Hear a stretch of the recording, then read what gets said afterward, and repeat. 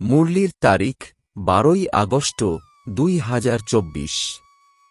ওম শান্তি। মধুবন থেকে বাপদাদা বলছেন, মিষ্টি বাচ্চারা, বাবা, এখন তোমাদের ঘরে ফিরে যেতে হবে, সেই জন্য বাবাকে স্মরণ করে নিজের চরিত্র সংশোধনের জন্য পরিশ্রম অর্থাৎ পুরুষার্থ করো। প্রশ্ন, কোন বিষয় তোমাদের অজ্ঞতার পথে ঘুম পাড়িয়ে রাখে? এর ফলে কি ক্ষতি হয়? উত্তর, কল্পের আয়ু লক্ষ বছর বলা, এটাই অজ্ঞতার পথে ঘুম পাড়িয়ে রাখার বিষয়। এর ফলেই জ্ঞান চক্ষুহীন হয়ে পড়েছে। ওরা ভেবেছে আত্মাদের ঘর অনেক দূরে। বুদ্ধিতেও আছে এখনো লক্ষ বছর রয়েছে, এখানেই সুখ দুঃখের পার্ট প্লে করতে হবে। সেই জন্যই পবিত্র হওয়ার জন্য পরিশ্রম করে না। তোমরা বাচ্চারা জানো ঘর এখন খুব নিত্যে। এখন আমাদের পরিশ্রম অর্থাৎ পুরুষার্থ করে কর্মাতীত হতে হবে। ওম শান্তি। মিষ্টি মিষ্টি বাচ্চাদের বাবা এখন ঘরের কথা স্মরণ করিয়ে দিয়েছেন। যদিও ভক্তি মার্গেও ঘরকে স্মরণ করে, কিন্তু ওখানে কবে যেতে হবে, কিভাবে যেতে হবে, কিছুই জানে না। কল্পের আয়ু লক্ষ বছর বলার কারণে ঘরও ভুলে গেছে। ওরা ভেবেছে লক্ষ বছর ধরে এখানেই পার্ট প্লে করতে হয়, ফলে ঘরকে ভুলে যায়। এখন বাবা এসে স্মরণ করিয়ে দিচ্ছেন, বাচ্চারা, ঘর তো খুব কাছেই, এখন যাবে নিজেদের গৃহে। বাচ্চারা, আমি তো তোমাদের আহ্বান শুনে এসেছি, যাবে আমার সাথে। কত সহজ বিষয়। ভক্তি মার্গে ওরা তো জানেই না কবে মুক্তিধামে যাবে। মুক্তিকেই ঘর বলা হয়। লক্ষ বছর বলে দেওয়ার কারণে সব ভুলে যায়। বাবাকেও ভুলে যায়, ঘরকেও ভুলে যায়। লক্ষ বছর বলার জন্য অনেক পার্থক্য হয়ে যায়। এ যেন অজ্ঞতার অন্ধকারে ঘুমিয়ে থাকা। কারো বুদ্ধিতেই আসে না। ভক্তি মার্গেও ঘরকে কতদূর বলে থাকে। বাবা বলেন, বাক মুক্তিধামে তো এখন যেতে হবে। লক্ষ বছর ধরে তোমরা ভক্তি করবে এমনটা তো হতে পারে না। তোমরা তো জানোই না ভক্তি কবে থেকে শুরু হয়েছে। লক্ষ বছরের হিসেব করার তো দরকারই নেই। বাবাকে আর ঘরকে ভুলে যাওয়া এটাও ড্রামায় নির্ধারিত। কিন্তু ওরা নাটককে অযথা অনেক দূর টেনে নিয়ে গেছে। এখন বাবা বলছেন, বাচ্চারা, তোমাদের ঘর খুব কাছেই, এখন আমি এসেছি তোমাদের ফিরিয়ে নিয়ে যেতে। ঘরে ফিরে যেতে হবে, সেই জন্য তো পবিত্র অবশ্যই হতে হবে। গঙ্গা স্নান ইত্যাদি অনেক করেছ, কিন্তু পবিত্র হতে পারনি। যদি পবিত্র হতে তবে ঘরে চলে যেতে। কিন্তু নিজ গৃহ কোথায় তা জানা ছিল না, পবিত্রতা তাও জানা ছিল না। অর্ধকল্প ধরে সবাই ভক্তি করে আসছে, সেই জন্য ভক্তিকে ছাড়তেই চায় না। এখন বাবা বলছেন, ভক্তি সম্পূর্ণ হয়েছে। ভক্তিতে অপার দুঃখ। এমনটা নয় যে তোমরা বাচ্চারা লক্ষ বছর ধরে দুঃখ দেখে এসেছ, লক্ষ বছরের কোনো প্রশ্নই নেই। প্রকৃত দুঃখ তো তোমরা কলিযুগেই ভুগেছ। যেহেতু অত্যধিক বিকারে পুঁতিগন্ধময় হয়ে গেছ। প্রথমে যখন রজতে ছিলে তখনও কিছু বোধ ছিল, কিন্তু এখন তো সম্পূর্ণ নির্বোধ হয়ে গেছ। এখন বাচ্চাদেরকে বাবা বলছেন, সুখধামে যেতে চাও তো পবিত্র হও।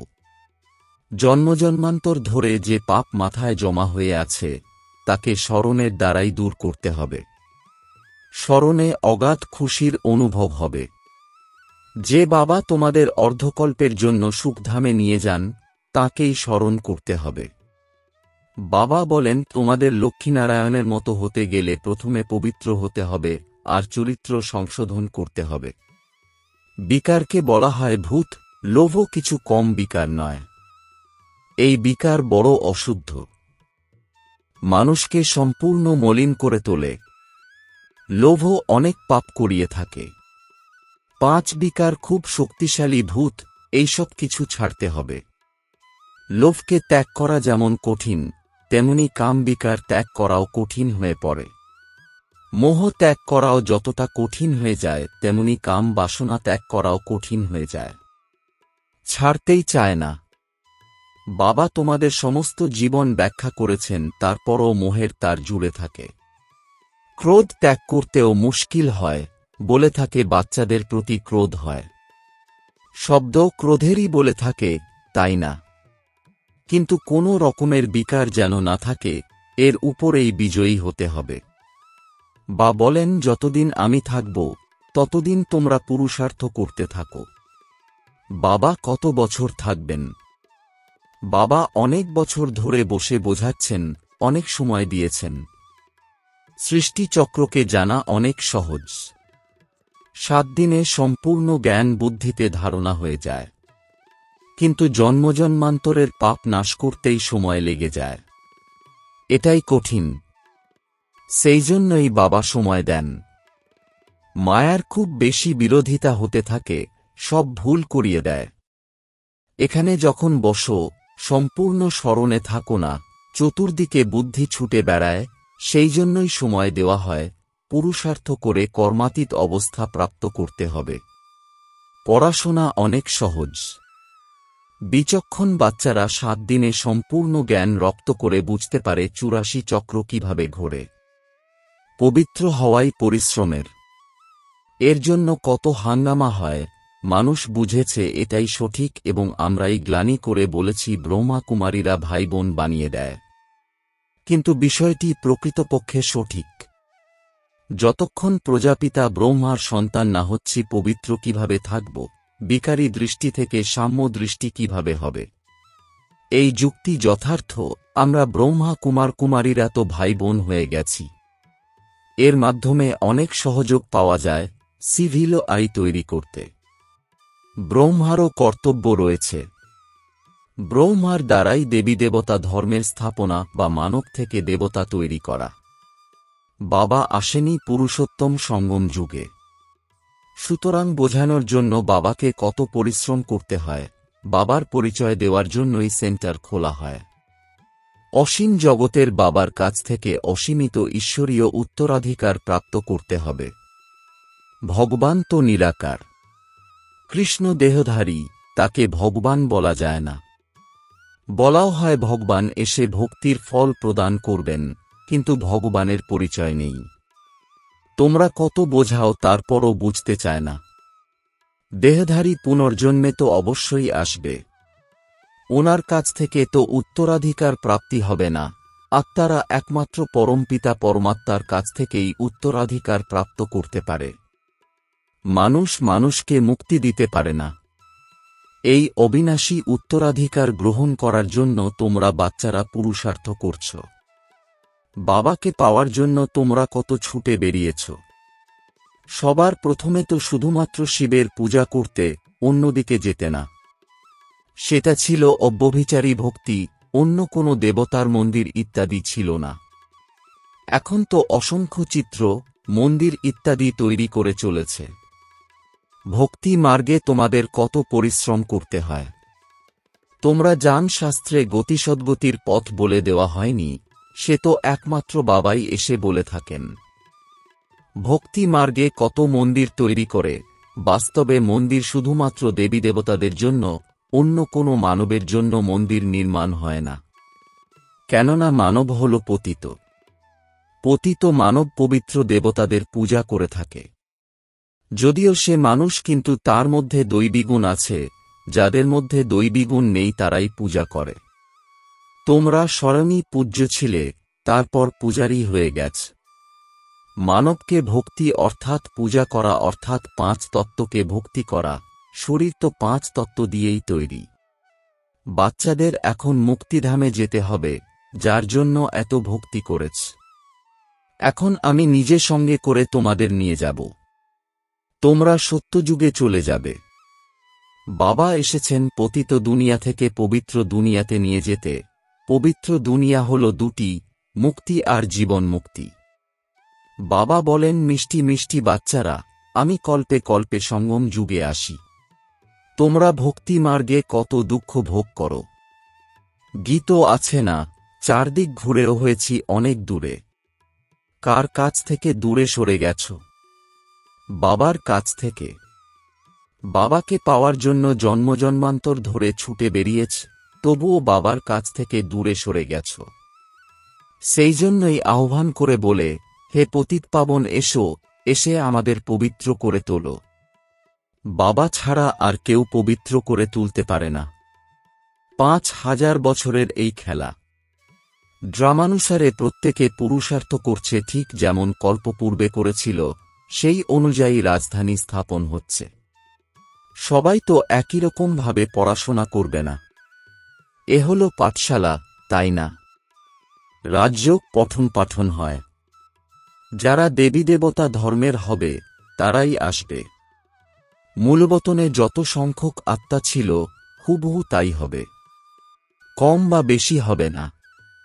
নাটকে ভূমিকা পালনকারী কুশীলবরা সঠিক সংখ্যায়, কিন্তু মানুষ বুঝতে পারে না। যত সংখ্যক ছিল তারাই এসে হুবহু তাদের পার্ট প্লে করবে। তারপর তোমরা চলে যাবে নবনির্মিত দুনিয়ায়। অবশিষ্ট আত্মারা চলে যাবে তাদের ঘরে, অর্থাৎ পরমধামে। এখন কেউ যদি গণনা করতে পারে তো করুক। বাবা তোমাদের এখন গভীর অন্তর্নিহিত পয়েন্টস বুঝিয়ে দিচ্ছেন। শুরুতে যেভাবে বুঝিয়েছিলেন আর এখন যেভাবে বোঝাচ্ছেন, দুটোর মধ্যে কত পার্থক্য। পড়াশোনা করতে সময় দরকার। রাতারাতি কেউ আইসিএস হতে পারে না। নম্বরানুসারে পড়াশোনাকে রপ্ত করে থাকে। বাবা কত সহজভাবে বুঝিয়ে বলেন যাতে মানুষের বুদ্ধিতে সহজেই ধারণা হয়। প্রতিদিন নতুন নতুন পয়েন্টস ব্যাখ্যা করে থাকেন। এখন বাবা বলেন, আমি পতিতপাবন বাবাকে তোমরা আহ্বান করেছ, আমি এসেছি, সুতরাং তোমরা এখন পবিত্র হয়ে ওঠো না। নিজেকে আত্মা মনে করে মামেকম স্মরণ করলে তোমরা শতপ্রধান হতে পারবে। তারপর এখানে আসতে হবে ভূমিকা পালন করার জন্য। বাবা বলেন, আত্মা পতিত হয়ে গেছে, সেই জন্যই পতিতপাবন বাবাকে স্মরণ করে পবিত্র হওয়ার জন্য।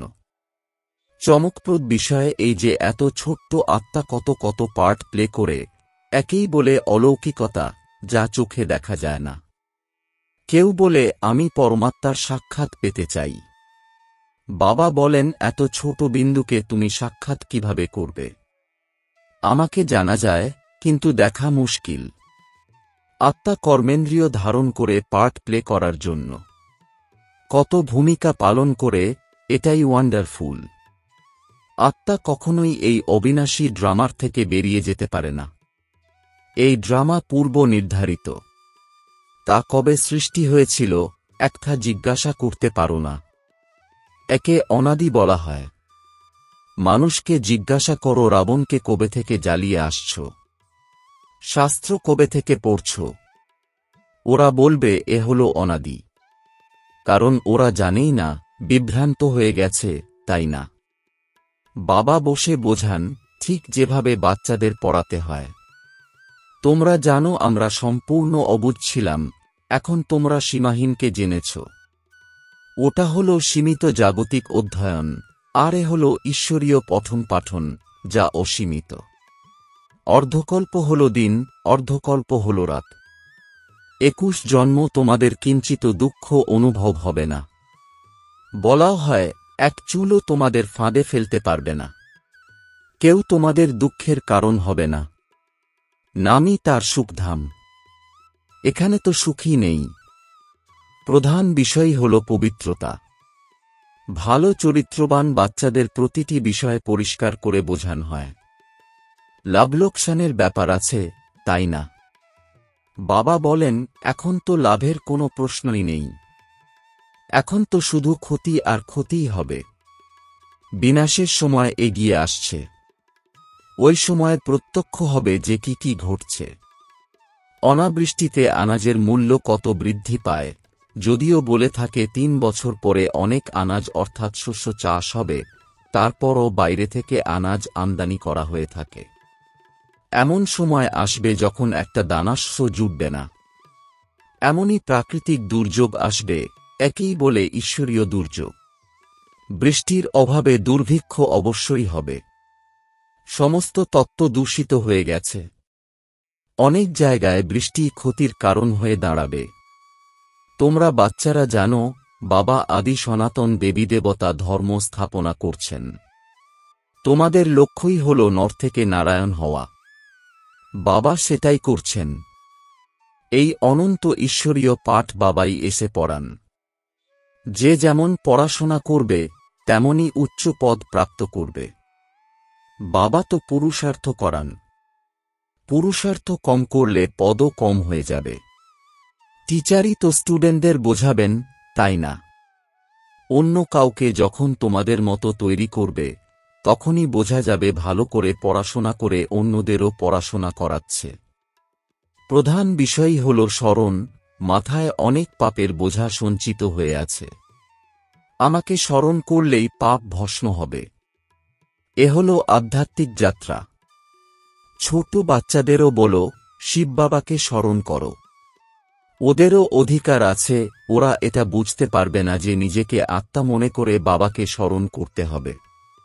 তা নয়, শুধুমাত্র শিব বাবাকেই স্মরণ কর। পরিশ্রম অর্থাৎ প্রচেষ্টা করলে ওদেরও কল্যাণ হতে পারে। আচ্ছা, মিষ্টি মিষ্টি প্রশিক্ষার্থী বাচ্চাদের মাতাপিতা বাপদাদার স্মরণসহ স্নেহসুমন আর সুপ্রভাত। আত্মিক পিতার আত্মিক বাচ্চাদেরকে জানাচ্ছি নমস্কার। ধারণার জন্যে মুখ্য সার। ১. নর থেকে নারায়ণ পদ প্রাপ্ত করার জন্য অসীম জগতের বাবার কাছ থেকে অসীম জাগতিক ঈশ্বরীয় পাঠ পড়ে অন্যদেরও পড়াতে হবে। নিজ সম গড়ে তোলার সেবা করতে হবে। ২. লোভ মোহের যেটার জুড়ে আছে তাকে অপসারণ করার জন্য পরিশ্রম অর্থাৎ পুরুষার্থ করতে হবে। নিজের চরিত্র এমনভাবেই সংশোধন করতে হবে যাতে কোনো রকম বিকার ভিতরে প্রবেশ করতে না পারে। বরদান ভগবান আর ভাগ্যের স্মৃতির দ্বারা অন্যদেরও ভাগ্য নির্মাণকারী সদা খুশিতে থাকা সৌভাগ্যবান ভব। এর বিস্তার অমৃতবেলা থেকে শুরু করে রাত পর্যন্ত নিজের ভিন্ন ভিন্ন ভাগ্যকে স্মৃতিতে নিয়ে আসো আর এই গীত গাইতে থাকো, বা আমার শ্রেষ্ঠ ভাগ্য। যারা ভগবান আর ভাগ্যের স্মৃতিতে থাকে তারাই অন্যদেরকে ভাগ্যবান বানাতে পারে। ব্রাহ্মণ মানেই সদা ভাগ্যবান, সদা খুশিতে থাকার ভাগ্য। কারোর সাহস নেই যে ব্রাহ্মণ আত্মার খুশি কম করতে পারে। প্রত্যেকেই খুশিতে পরিপূর্ণ, খুশিতে থাকা ভাগ্যবান আত্মা। ব্রাহ্মণ জীবনে খুশি কম হয়ে যাওয়া অসম্ভব, যদি শরীর ত্যাগও হয়ে যায়, কিন্তু খুশি ছেড়ে যাবে না। স্লোগান: মায়ার দোলনা পরিত্যাগ করে অতীন্দ্রিয় সুখের দোলনায় সদা দুলতে থাকো। ওম শান্তি।